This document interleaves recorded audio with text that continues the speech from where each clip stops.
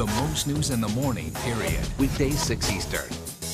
Not far from this banana republic and this Victoria's Secret, there's the sound of gunfire.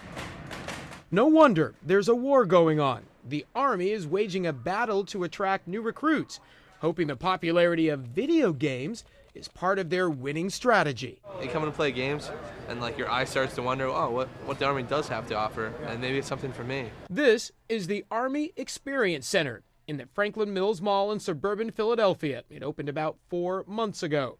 Here, anyone can play with an Xbox. There are 19 of them, or shoot the enemy from a full-scale Humvee, or a Black Hawk helicopter. The simulators were enough to convince Brett Verbeck. He signed up to train to be a Black Hawk mechanic. In the regular recruiting stations, you don't get to see all this type of stuff. What do you make of the idea of using the video games here? Well, see, I think it's just a ploy to bring them in, and hey, we have something we love, and then you get curious. It is the first and only Army recruitment facility of its kind, costing $13 million, money the Army spent to boost recruitment. You will be taking the physical tomorrow. The Army recruited 80,517 active personnel in its last fiscal year, just slightly ahead of its goal. But with 2 real wars being waged, more personnel are needed. Traditionally, during bad economic times, the Army does see more recruits.